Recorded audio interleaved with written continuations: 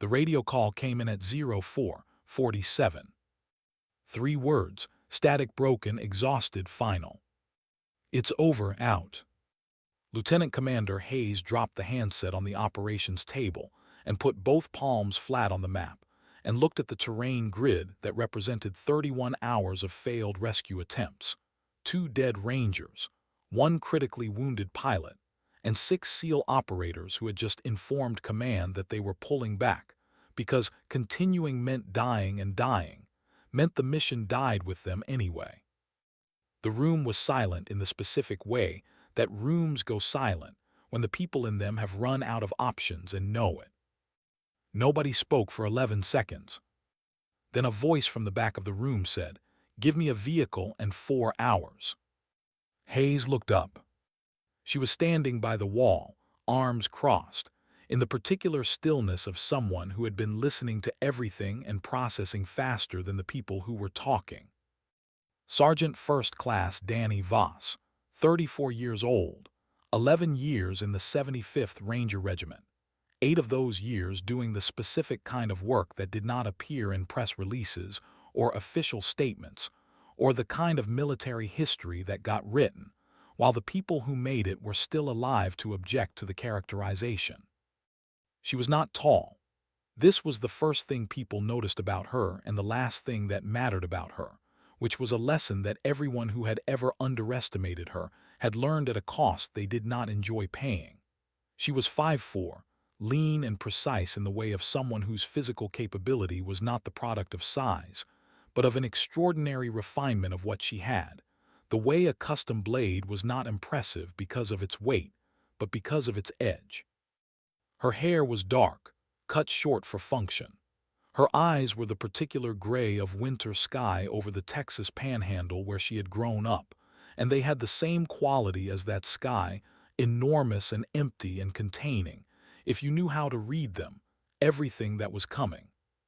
Hayes looked at her for 3 seconds. "Voss." "Sir." "The SEALs just called it.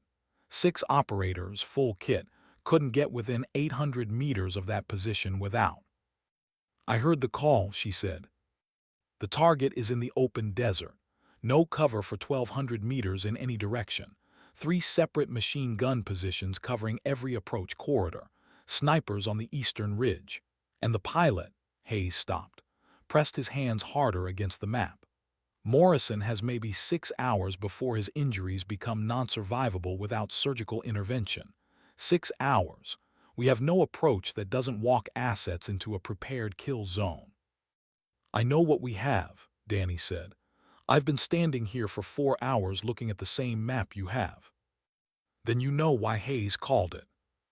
"I know why Hayes called it with the assets he was using," she said. "I'm not those assets." Hayes looked at her for a long time. She met his gaze with the specific quality of someone who was not making an argument and was not asking for permission in the way that the word asking implied. She was presenting a fact. She was going. The question was whether command was going to be part of it or not, and Hayes was experienced enough to read the difference and honest enough to acknowledge what he was reading. "What's your approach?" he said. She walked to the map.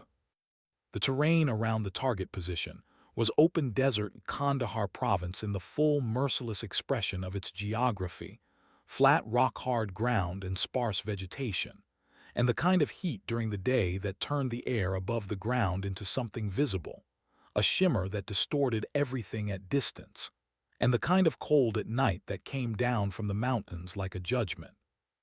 The pilot, Captain Aaron Morrison, had gone down 14 hours ago when his Apache took ground fire during a close air support mission, had survived the crash landing, had been found by an ISIS cell that had been operating in the area for 8 months, and that had prepared positions specifically designed to prevent rescue operations, having learned from previous encounters that downed American pilots drew American rescue assets like blood drew predators.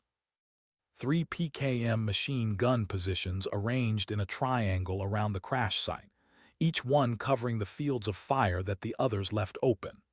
2 sniper positions on the eastern ridge, elevated with observation of the full approach terrain. and a roving patrol of approximately 12 fighters moving between the positions, maintaining pressure, waiting. The SEALs had tried the northwestern approach under the cover of a decoy drone strike. They had gotten within 800 meters before the machine gun positions engaged. 2 Rangers from the initial QRF had died in the first attempt, 8 hours ago, trying a southern approach in vehicles. The second SEAL attempt, which had just been called, had tried the eastern approach on foot and had been pinned by sniper fire from the ridge. Every conventional approach had been tried. Every conventional approach had failed. Danny had been in the operations center for 4 hours, and she had watched the conventional approaches fail one by one, and she had been building something in her head that was not a conventional approach, and that she had not shared with anyone because sharing it before she had fully built it was pointless. And because the fully built version was going to require a conversation, she had been putting off until she had no choice but to have it. She had no choice now. She pointed to the map. The approach routes they've been using are all here. She indicated the northern, southern, and eastern sectors. All of them start from this fob or the staging area 8 kilometers east.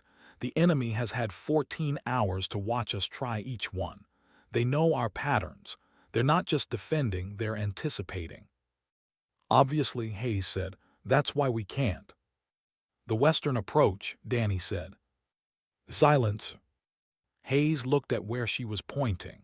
So did the 4 other officers in the room. They looked at it with the expression of people encountering something they had already considered and dismissed for reasons that seemed sufficient. The western approach puts you in the open for 2,200 meters, Hayes said. No cover, no concealment. In the dark, yes, but those PKM positions have thermal. They'll see you at 800 meters minimum, probably farther. You're one person on foot and... Not on foot, Danny said, not upright. Hayes stopped. She let him think about it. She watched his face as the picture assembled itself, as the thing she had spent 4 hours building in her head began to build itself in his. The ground, he said slowly. The ground, she confirmed. The western approach terrain was different from the other 3 sectors, where the north, south, and east were flat hardpan, the kind of ground that offered nothing to someone trying to move without being seen. The west had a feature that the operations planning had noted and dismissed as irrelevant to vehicular or upright movement. A series of shallow erosion channels, the remnants of seasonal water flow, that cut across the desert floor in a rough east-west orientation. None of them were deep. The deepest was perhaps 40 centimeters, the shallowest barely 20. They were invisible to anything above ground level because they barely interrupted the flat line of the terrain. But 40 centimeters was enough. For someone who was not upright, for someone who had committed to the ground and was moving through those channels the way water moved through them, flat, patient, following the path the terrain offered rather than the path that looked fastest on a map. 2,200 meters. At ground level, through erosion channels that would hide her thermal signature from anything that wasn't directly above her, across open desert that had defeated 6 SEAL operators and 2 dead Rangers, toward a crash site surrounded by prepared machine gun positions and snipers, and a roving patrol of 12 fighters. How long? Hayes asked. 4 hours to reach the position, 40 minutes to neutralize the PKM sites and the ridge snipers, 30 minutes to extract Morrison to the pickup point. She paused. I need a vehicle at grid November Kilo 7 for the extract. I need it there at 9:30 hours, not before, not after. If you're not at that grid at 9:30, then I'm not coming, she said.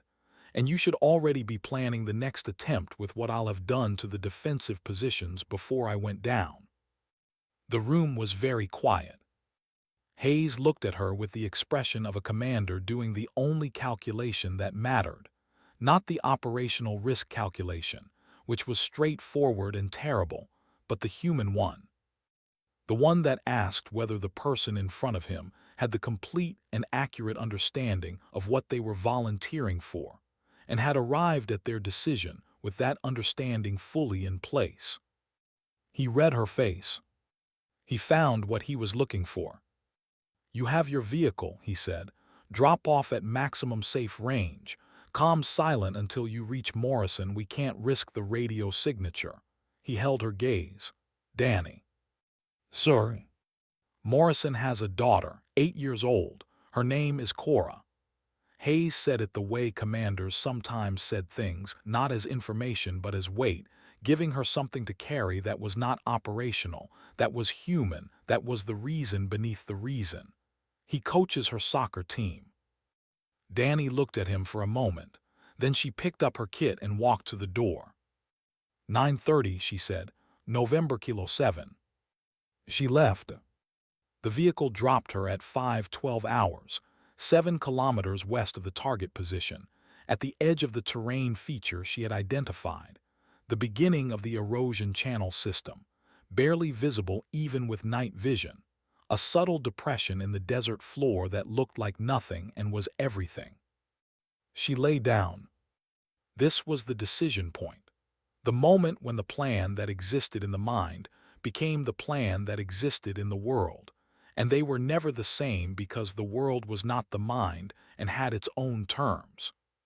She pressed her body against the desert floor and felt the cold of it. The Kandahar night was 31 degrees Fahrenheit, the ground colder than the air, and she felt it immediately through her uniform, a cold that was going to be her companion for the next 4 hours, and that she acknowledged and incorporated and did not fight. Fighting the cold was energy she needed for other things. She began to move. The crawl was not dramatic. This was the thing that nobody who hadn't done it understood, that the hardest physical work was sometimes the least dramatic, that the difference between a sprint and a 4-hour ground-level movement through cold desert in the dark was that the sprint was visible and the crawl was not, and invisibility required a kind of sustained physical and mental discipline that sprinting did not. She moved through the first erosion channel with her elbows and her hips, keeping her profile below the channel's edge, navigating by the compass on her wrist and the mental map she had built from the imagery. The channel ran roughly east-northeast, her direction of travel, for approximately 400 meters before it angled south, and she would need to cross to the next channel, a gap of perhaps 30 meters of flat ground where she would be briefly exposed. She reached the first gap at 5:41 hours, stopped at the channel's edge and spent 4 minutes doing nothing but watching the terrain ahead, reading the darkness, confirming the positions of the PKM sights by the faint signatures they produced, a muzzle visible when the gunner shifted, the occasional low voice carried on the still air, once the orange tip of a cigarette moving. The cigarette told her the gunner at the nearest PKM position, 200 meters north of her current location, was not at his weapon. A fighter with a cigarette was a fighter whose hands were occupied and whose attention was on the cigarette and on whatever he was thinking about, which was not the desert floor to his west because nobody was supposed to be approaching from the west. Nobody had ever approached from the west. She crossed the 30 meters of exposed ground in 90 seconds, pressed herself into the next channel, and lay still for 3 minutes. Nothing changed around her. The desert continued its cold indifference. The PKM positions maintained their pattern. The snipers on the eastern ridge were invisible at this distance and this angle, but she knew they were there, and she moved with that knowledge the way she moved with all the knowledge that could kill her, directly, without flinching from it, because flinching was just fear in a different shape, and fear was only useful if it made you careful, and she was already as careful as she knew how to be. The second channel was longer, nearly 800 meters of eastward movement, close and consistent, the channel deep enough that she could move with slightly more speed, her profile genuinely below the sight line of anything not directly over her. She settled into the movement and let her mind do what it did during sustained physical work, which was organize. She thought about the 5 targets, 3 PKM positions and 2 ridge snipers. Those were the elements that had defeated every previous approach and that she needed to remove before Morrison could be extracted. She had thought about the sequence of engagement for 4 hours in the operations center, and she had arrived at an order that she had been willing to act on and had continued refining during the vehicle ride, and would continue refining until the moment the first engagement began, because the sequence was the most important decision of the night, and the most important decisions deserved continuous refinement until the moment they became action. PKM position north first.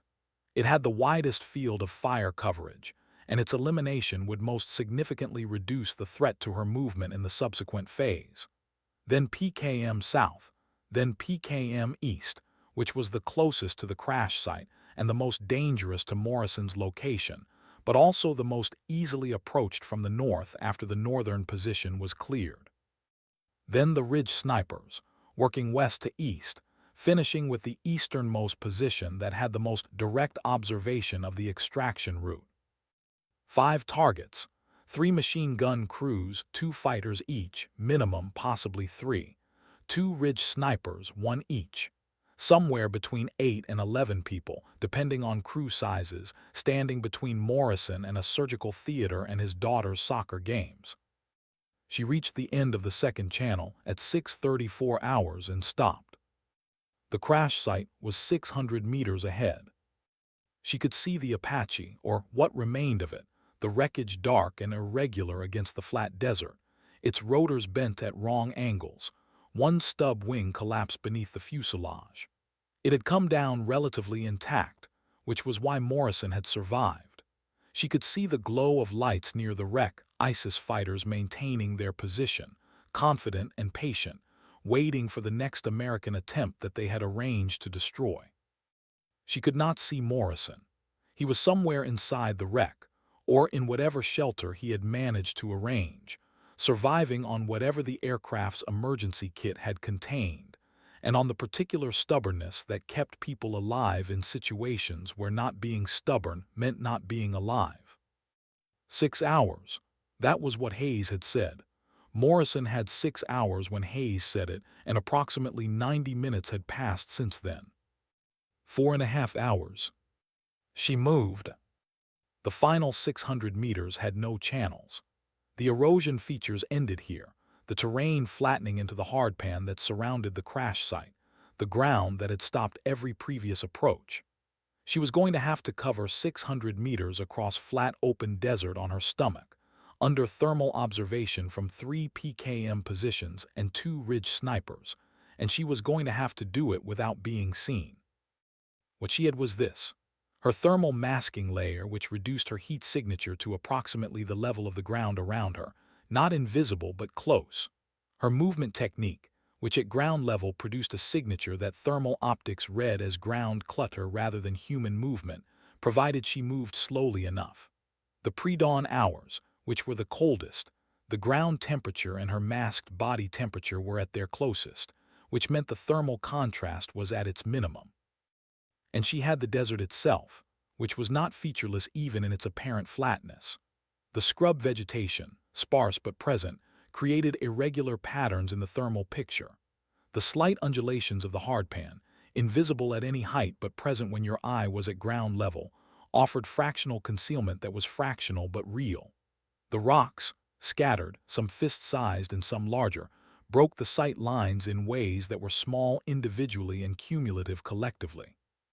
She used all of it, every rock, every scrub plant, every slight depression in the hardpan.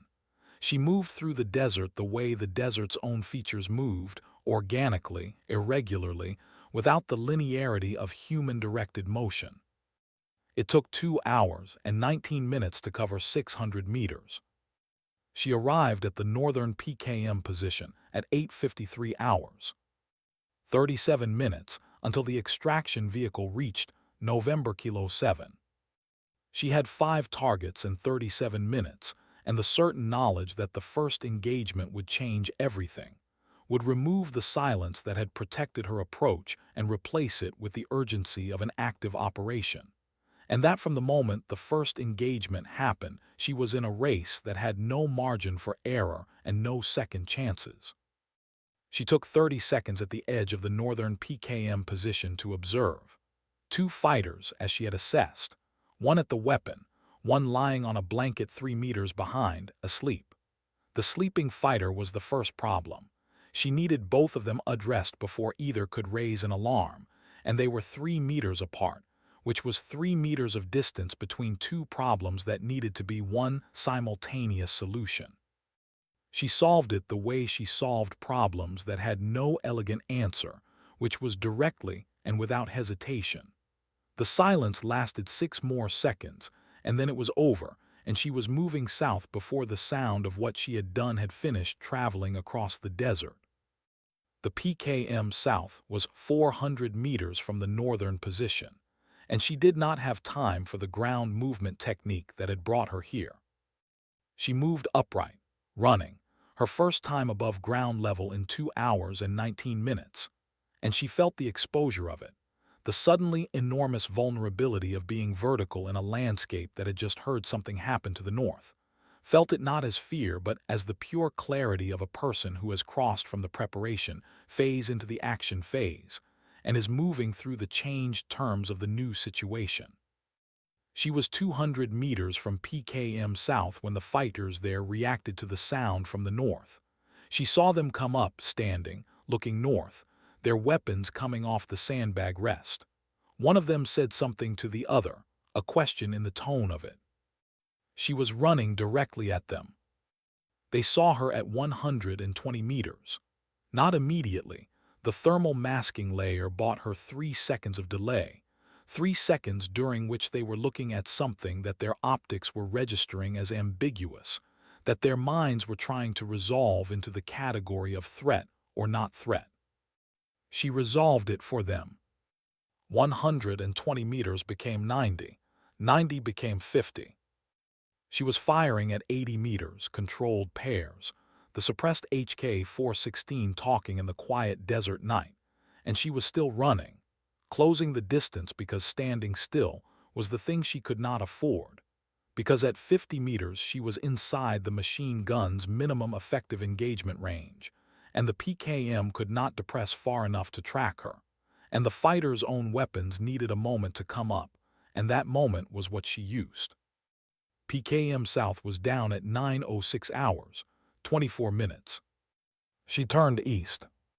PKM East was the closest to the crash site and the closest to the roving patrol, which she had been tracking by sound and occasional movement signatures since she entered the active area. The patrol was currently on the northern side of its circuit, which gave her a window she did not know the exact duration of minutes, certainly, possibly as few as 3 or 4. She moved east at a pace that her body and the timeline jointly demanded, the pace of someone who understood exactly what they were spending and was willing to spend it because the alternative was not arriving in time. The fighters at PKM East had heard the action to the south. They were alert, both at their weapon, scanning, the gun traversing. She could see them clearly now, 200 meters out, their silhouettes sharp against the slightly lighter sky that was beginning to suggest, at its eastern edge, the first possibility of dawn. She went back to the ground. Not the slow ground movement of the approach, something faster, something that was the ground movement technique compressed into its most essential form, the minimum stillness required to stay below their thermal threshold while covering the distance. She moved in the dry drainage beside the track that ran between the PKM positions, 18 inches below the track level, invisible below the edge. She came up at 30 meters. PKM East was finished at 9:14 hours, 16 minutes. She turned toward the crash site. Morrison was inside the Apache's cockpit, which had maintained enough structural integrity to provide shelter. She found him by the sound of his breathing, which she heard when she was 5 meters out, shallow and rapid, the breathing of someone managing serious pain with the conscious effort that serious pain required. She put her hand on the cockpit frame and said his name. The silence lasted 2 seconds. Then, "Here." His voice was dry and compressed, the voice of a man who had been alone for 14 hours in a wrecked aircraft surrounded by enemies and had been spending his energy on staying alive rather than on speaking. She got into the cockpit beside him. He was conscious. That was the first thing she confirmed, holding her penlight close and shielded, reading his pupils, his color, his level of engagement. His left leg was immobilized with the aircraft's emergency splint kit, which told her he had been coherent enough in the immediate aftermath of the crash to treat himself. 3 broken ribs, she assessed from his breathing pattern and his involuntary response when she pressed carefully along his right side. Possible internal bleeding. His abdomen was guarded, and he was the wrong kind of pale. Surgical intervention, she said. How long? Since when? He said. Right now. He thought about this with the careful calculation of someone who had been tracking his own status and knew the answer was not good. 2 hours, maybe 3, if the bleeding is what I think it is. He looked at her with the eyes of a man who understood exactly what 2 hours meant. Who are you? Voss, she said. I'm going to need you to move with me. I know what that costs. I need you to pay it. He looked at her for 1 second. Then he said, okay. She got him out of the cockpit. This was the work that people who wrote about operations like this tended to elide. The physical reality of moving a man with 3 broken ribs and a splinted leg and possible internal bleeding across 400 meters of open desert at speed, with 2 Ridge snipers still active on the eastern elevation, and a roving patrol somewhere in the dark that she had not seen in 11 minutes, which was too long to be comfortable. Morrison did not complain. She would remember this afterward. In the specific catalog she kept of the things that mattered, he did not complain once.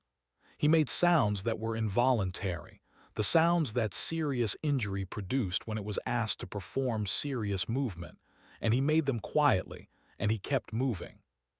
She supported him on her left side, his right arm across her shoulders, moving in the direction of the Ridge snipers, because the Ridge was between her and the extraction grid, and the Ridge had to be addressed before she could reach the extraction grid, and she was addressing it the only way available, which was to approach it directly while managing Morrison and the patrol and the clock simultaneously. She was 400 meters from the ridgeline when the patrol found her. 4 fighters, emerging from a gap between 2 rock formations to her south at approximately 60 meters. She heard them before she saw them, the particular rhythm of 4 people moving together, the whispered exchange, the equipment sounds. She had Morrison on her left. She had 60 meters. She had her right hand. She put Morrison against the nearest rock formation. Stay down. Do not move. And she turned south, and she covered 20 meters before the patrol had processed what they were seeing, because what they were seeing was a single figure moving toward them in the dark, and the template in their heads for what that meant was not aligned with what was actually happening. 20 meters became 10. The patrol reacted at 12 meters, which was too late in the specific way that 12 meters was too late in the dark, with someone moving toward you with the purposeful velocity of someone who had made a decision several steps back that you were only now becoming aware of. 4 fighters. She used everything she had, the HK-416, her sidearm when the rifle ran dry, the knife once at a distance that required it, moving through them with the controlled violence of someone who was spending physical resources she needed for the ridgeline and the extraction, and was spending them anyway because this was where they needed to be spent. She was bleeding from her left forearm when it was over. A cut, not a bullet wound, a blade, one of the fighters, a contact exchange at a range that had produced the blade before her own response could prevent it. She registered the cut and tied it off with a piece of cut uniform and went back to Morrison. What was that? He said. Patrol, she said. Let's move. He looked at her arm. I'm fine, she said. Let's move. The ridgeline was 180 meters ahead. She took the Ridge snipers in sequence, working west to east while Morrison held his position against the base of the rock formation, managing his own pain with the stubborn competence of a man who understood exactly what was at stake and had decided that being difficult was a luxury he wasn't going to exercise. The first sniper at 9:24 hours. The second at 9:27. She was back at Morrison's position at 9:28. 2 minutes, she told him. She was breathing harder than she would have liked. The cut on her forearm was bleeding through the bandage. The physical account of the night, 4 hours and 19 minutes of ground movement and 5 engagements, and the patrol and Morrison's weight on her left side, was presenting itself for collection in the way that physical accounts eventually did, the body insisting on acknowledgement. She acknowledged it and told it to wait 2 more minutes. She got Morrison to his feet, and they moved east toward November Kilo 7. The extraction vehicle appeared over the rise at exactly 9:30 hours. She heard it before she saw it, the engine note of a MRAP moving at operational speed across open desert, coming over the rise with the commitment of a driver who had been told the grid and the time and had treated both as absolute requirements. The vehicle stopped. 2 medics were out before the dust settled, moving to Morrison with the focused urgency of people who had been briefed on a casualty and were now converting the brief into action. Hayes was in the vehicle. He climbed out and looked at her, at the blood on her forearm, at the desert dust that covered every surface of her uniform and her face and her hands, at the expression she was wearing, which was not triumph and was not relief, but was the specific flat quality of someone who had been operating at their absolute limit for 5 hours and was still in the process of returning from that place. He looked at Morrison, who was being loaded into the vehicle by the medics, who was reaching the surgical care he needed with 3 hours to spare. Hayes looked back at her. "The positions," he said. "Clear," she said. "All 5. All 5. He looked at her for a long moment. Behind him, the medics were working on Morrison efficiently, and Morrison was saying something to them, and one of the medics laughed, which was a sound Danny noted and did not spend time on because she was busy trying to remember which direction was north. "The SEALs called it," Hayes said, not accusingly, just placing the fact. "The SEALs tried from the right direction," she said. "I went from the wrong one." Hayes absorbed this. He looked at the desert to the west, at the flat, featureless, thermally observed, machine-gun-covered 2,200 meters of open ground that every tactical assessment had categorized as an impossible approach. "From the ground," he said. "From the ground," she confirmed. He was quiet for a moment. Around them, the desert was lightening with the first real suggestion of dawn, the sky going from black to the deep blue that preceded color, the mountains to the east becoming visible as shapes rather than absences. It was the kind of morning that was beautiful in the way that mornings after hard nights were beautiful, which was completely and without apology, and without caring whether anyone was in a condition to appreciate it. "Morrison has a daughter," Hayes said. "I know," Danny said. "You told me." "Cora," he said. "I know." She looked at the vehicle, where Morrison's voice was audible, clearer now, stronger, the voice of a man who knew he was going to make it and was beginning to inhabit that knowledge. "She'll have her father for her next soccer game." Hayes looked at her. Something moved in his expression that was not the operational acknowledgement she was used to from him, not the commander's assessment of a subordinate's performance. Something more personal and more direct. "How did you know you could do it?" he said. "Coming in from the west, in the dark, alone, 2,200 meters of open ground, how did you know?" She thought about this honestly, because Hayes deserved honest answers, and because she had always believed that honest assessment of capability was the only basis for genuine confidence, that the other kind, the performed confidence, the bravado, was just fear wearing a costume. "I didn't know," she said. "I knew the ground and I knew the approach and I knew my technique and I knew what the stakes were." She paused. "And I knew that the only version of tonight that was acceptable was the version where Morrison gets to that vehicle, So I stopped calculating whether I could do it and I went and did it. Hayes looked at her for 3 more seconds. Then he said, "Get in the vehicle, Voss." She got in the vehicle. Morrison was on a stretcher, an IV running, a medic monitoring his vitals with the focused attention of someone who had made the calculation and knew the numbers were moving in the right direction. His color was better. His breathing was less labored. His eyes, when they found her as she sat down across from him, were clear and present. "Voss," he said. "Morrison," she said. "You came in from the west," he said.